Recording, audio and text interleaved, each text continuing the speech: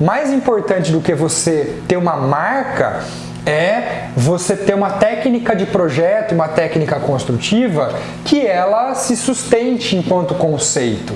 E aí eu fico bastante feliz quando uma pessoa fala para mim que reconheceu uma obra minha sem saber que aquilo foi proposital. Eu nunca parei para falar, olha, eu vou criar um esquema aqui e aí isso vai ser a minha marca. Não, o que eu fiz? Eu tentei juntar o que de melhor eu tinha de técnica construtiva, os materiais que eu acredito que são os melhores para fazer um determinado tipo de construção, e isso consequentemente resultou numa estética que é mais ou menos parecida, que fazem com que as pessoas, mesmo leigas, né, elas identifiquem um projeto e falem, aquilo é obra do Paulo.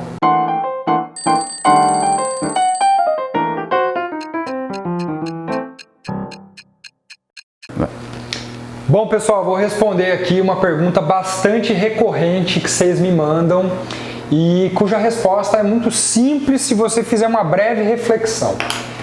Paulo, eu posso revestir o tijolo ecológico com reboco? Eu posso usar revestimento cerâmico? Como eu tenho que fazer para pintar a minha parede de tijolo ecológico? Pessoal, vocês estão de brincadeira comigo. Isso aqui, depois de pronto, é igual uma parede qualquer. A diferença é que é muito vantajoso quando a gente constrói e deixa o tijolo ecológico aparente, por questões óbvias. É mais econômico, ele tem um aspecto bonito no sentido da sua estética. Agora vamos às respostas. Se eu quiser pintar o tijolo ecológico, o que eu tenho que fazer? Pintar. Simplesmente pegar uma trincha, um pincel, um rolo e começar a pintar. Se eu quiser rebocar o meu tijolo ecológico, o que eu tenho que fazer?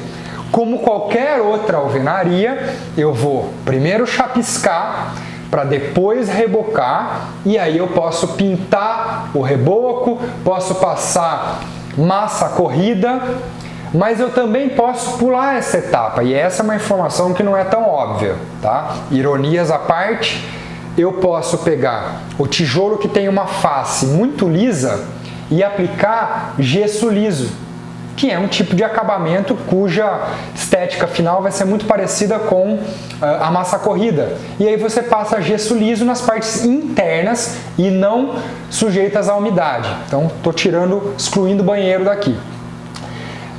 Você vai consumir muito pouco gesso, porque a única parte que consome mais é esse friso que o tijolo tem entre um e outro, que é muito bom porque ele vai dar uma área de pegamento maior para o seu gesso. Então você gasta pouco material e ele tem um aspecto perfeitamente liso, que eu acho que é desnecessário, né? É mais legal você deixar o tijolo aparente, mas você pode sim dar esse acabamento. E finalmente, como é que eu uso para revestir com azulejo, revestimento cerâmico, a minha parede de tijolo ecológico? Você não vai precisar rebocar, você vai pegar uma desempenadeira dentada e vai colocar a argamassa AC3, que é a que mais cola, né? E aí você vai diretamente na face do seu tijolo, passar a desempenadeira com essa argamassa e assentar o seu revestimento da sua preferência. Então, assim, alguns alunos, eles vêm perguntando, né? Olha, explica melhor como é que eu posso dar acabamento no tijolo ecológico. Pessoal, não tem nenhuma diferença de uma alvenaria de bloco de concreto, tá? Você vai pintar? Pinta. Você vai rebocar? Reboca. Você vai colocar um azulejo? Coloque, normal, né? A grande diferença é que eu posso trabalhar com ele aparente e é interessante que assim o faça. E aí, pegando um gancho para falar sobre essa questão de revestimento, né?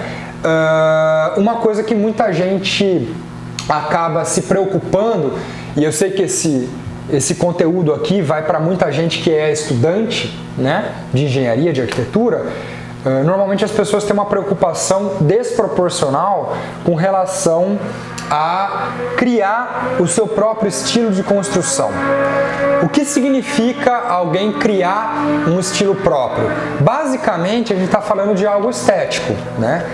Ou de algum cacuete de projeto, né? Tem um profissional aqui da minha cidade, por exemplo, que ele é conhecido por criar círculos vazados na fachada. Então, ou a janela é uma bolinha, ou lá no alto de uma torre tem um círculo vazado, é a marca dele ali, tá? Beleza. Tem outros profissionais que são conhecidos por colocar um determinado tipo de revestimento na fachada e aquilo imprime a sua marca. Eu diria para você não se preocupar com isso, porque mais importante do que você ter uma marca é você ter uma técnica de projeto, uma técnica construtiva que ela se sustente enquanto conceito. E aí eu fico bastante feliz quando uma pessoa fala para mim que reconheceu uma obra minha sem saber que aquilo foi proposital. Eu nunca parei para falar, olha, eu vou criar um esquema aqui e aí isso vai ser a minha marca. Não, o que eu fiz?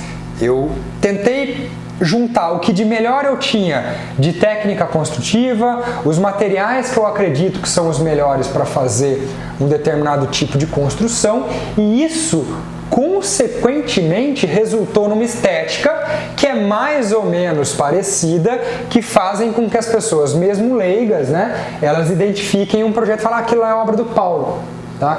Então, se eu conseguir fazer isso, pô, que legal, mas eu nunca procurei, eu nunca me cobrei de ter uma marca. Isso foi consequência de uma técnica. E aí, a sugestão que eu daria é não se preocupe em imprimir um estilo próprio, se preocupe em fazer bem feito aquilo que você acredita. Se isso virar um estilo próprio, que legal. Se isso não virar, não tem problema nenhum, porque quando a gente está falando de estilo, a gente está falando de revestimento, de acabamento, muitas vezes a gente está falando da maquiagem que eu tenho na minha construção, né? E tem que tomar cuidado, porque aquilo não é a essência, aquilo é a casca. E o que vale mais? É o que está dentro ou é o que está fora? Né? Então, não fique muito preso a isso, é a dica do tio Paulo aqui para esse vídeo de hoje. E aí, você concorda? Discorda? Fala para mim.